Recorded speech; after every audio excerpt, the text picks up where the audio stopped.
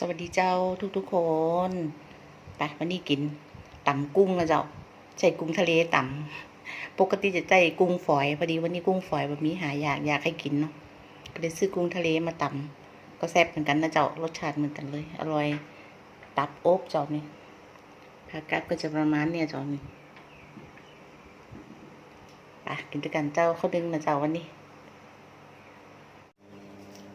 สวัสดีเจ้าทุกคนยินดีต้อนรับเข้าสู่ช่องที่รักคนเมืองเหนือนะเจ้าตำกุ้งเจ้ากุ้งทะเลแต่วันนี้ไม่ได้ตำกุ้งฝอยตับอกแซ่บผักกาดก็จะมีหอมแดงหอมแขกผักสลัดต้นหอมมะเขือมะแตงแล้วก็กะหล่ำ10 บาทพอดีเพราะเขานึงตึงมาล้ำก่อนอื่นจะใครจะเข้ามาแล้วก็กดไลค์กดแชร์กดติดตามเป็นกำลังใจให้กันจิ้มนะเจ้าขอบคุณจัดนักนะเจ้าใครจะเห็นเป็นสีแดงแล้วก็กดให้เป็นคำว่าติดตามกดให้เป็นสีดำค่ะ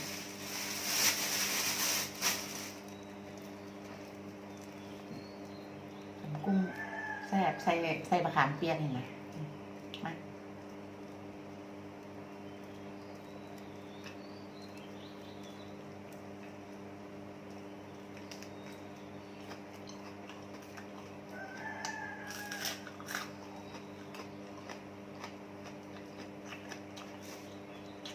หอมแขกนั้นหวาน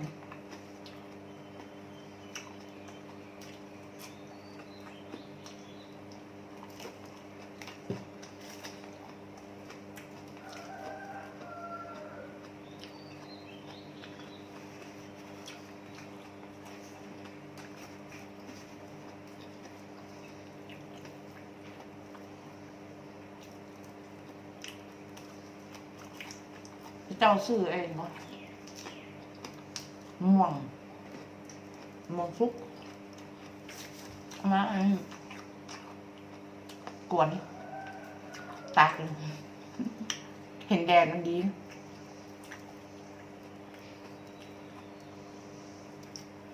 ขยา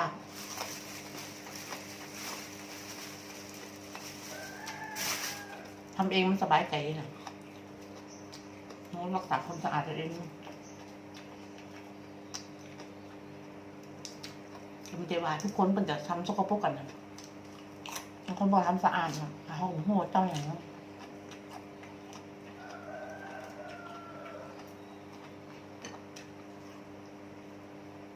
ทำผิดเองสบายใจตรงนี้หมูหมกซุปมันถูก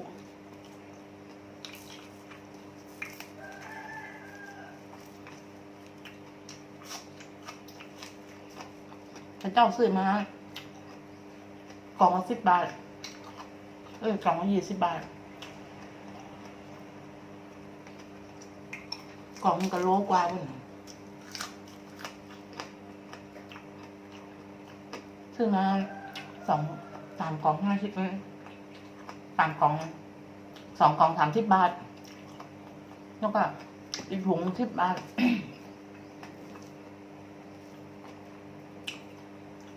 เอามากวนได้ตั้ง3-4 ทานแล้ว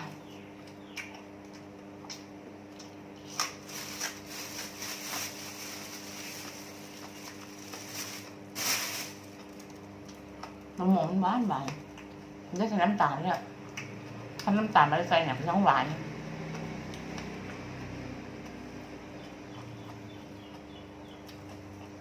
ข้างหลังต้องหาเปรี้ยวสิ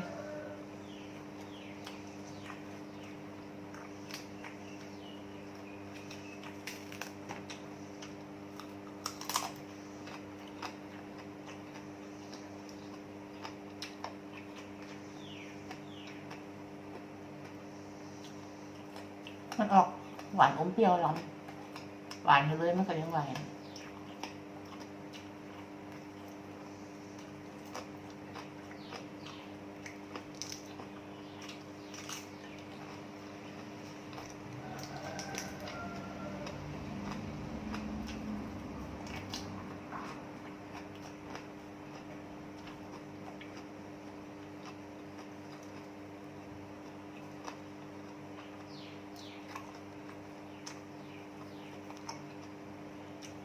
มันจะไหม้นะมันสีมันดำนะ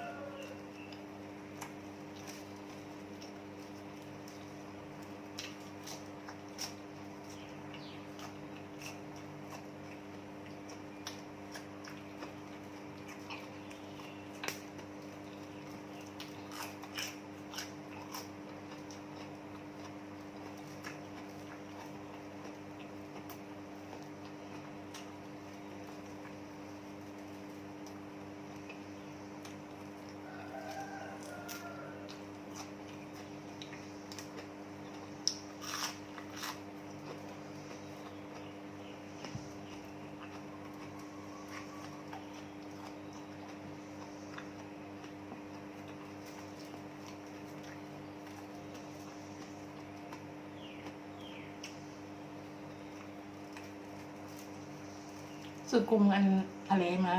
70 บาทก็ทำได้แล้ว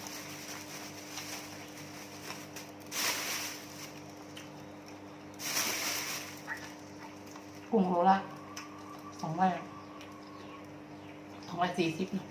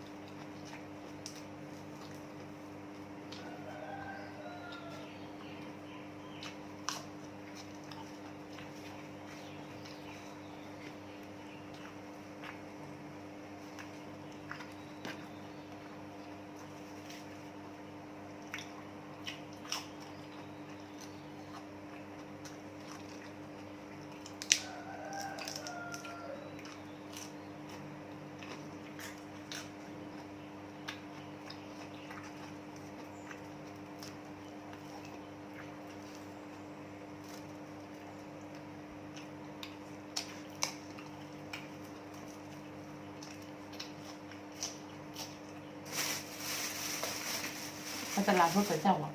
ไม่กล้าบอกใครเนี่ยไม่กล้าบ่นว่าแบบมีคนมาซื้อของอ่ะ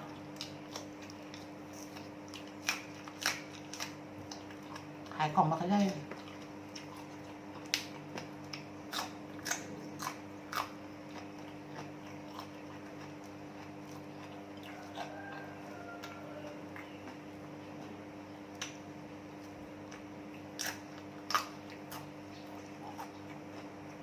ต้นยากับบ้านมัน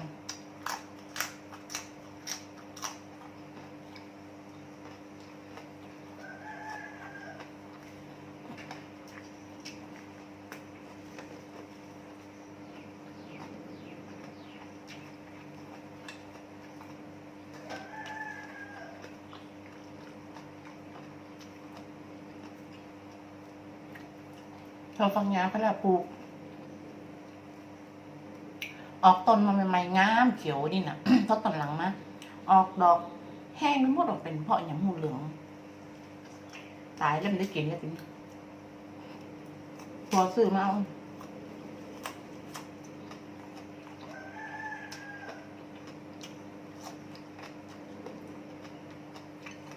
ผลปลูกใบงามงาม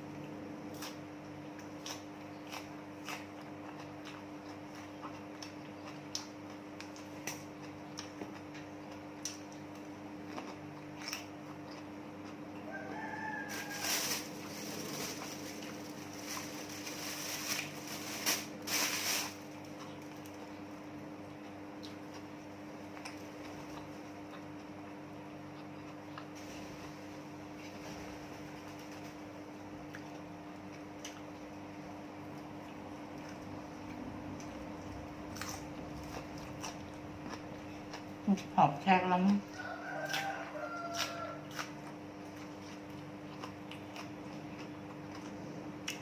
แล้วถ้าเป็นหอมหัวใหญ่มันหวานนะ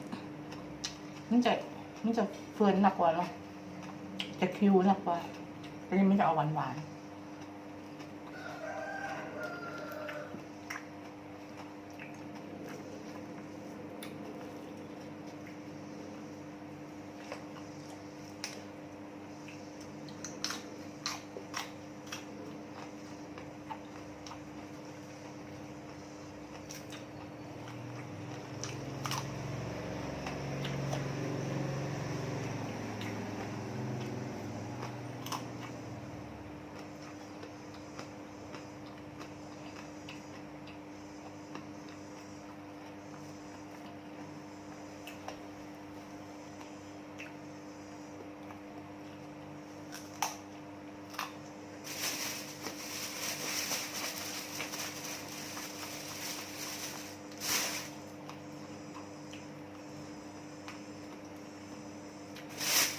สงสัยมันจะหมดพอแล้ว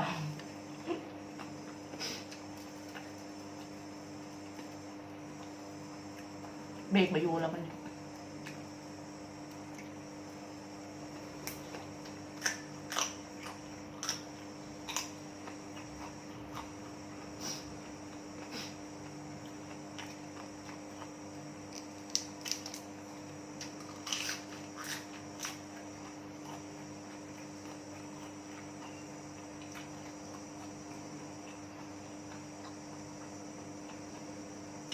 วันนี้กำลังรอทุเรียนอยู่ น้ำม้าตังมันอยู่วันที่2มาจัง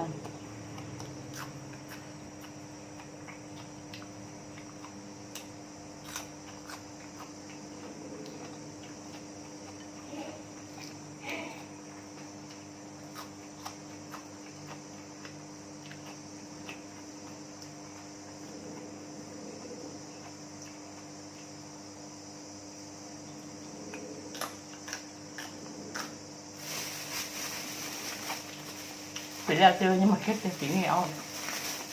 ให้ตลอดมันข้ามแบบนี้หรอกมันเอาอะ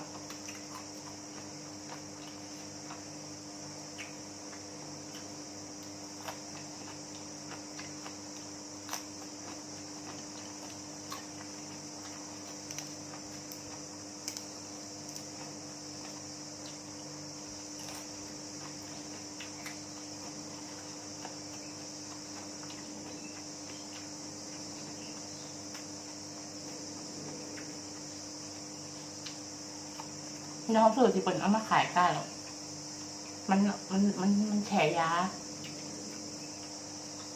มันตายยา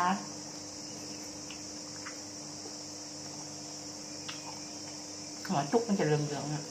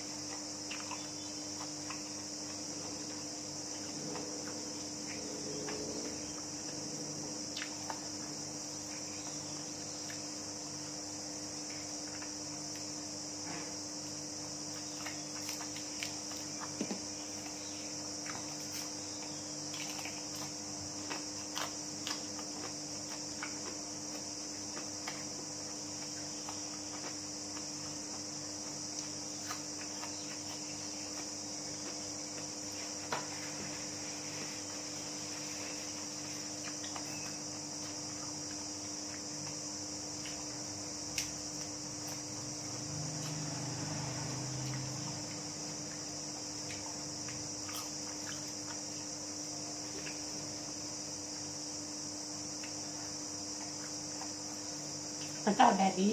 นี่รวมบดอีกอะต่างม่วงแห้งเลย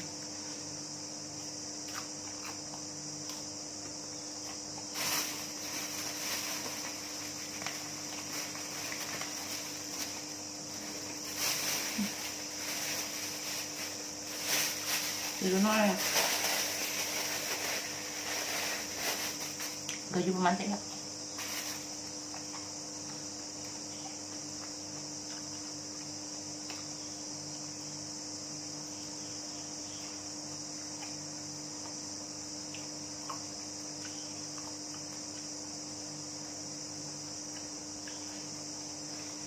ตับอยู่เวลาของมันย่างมันแบบแห้งมันจะนุ่มแต่พอเขาย่างแห้งมันไปมันแข็ง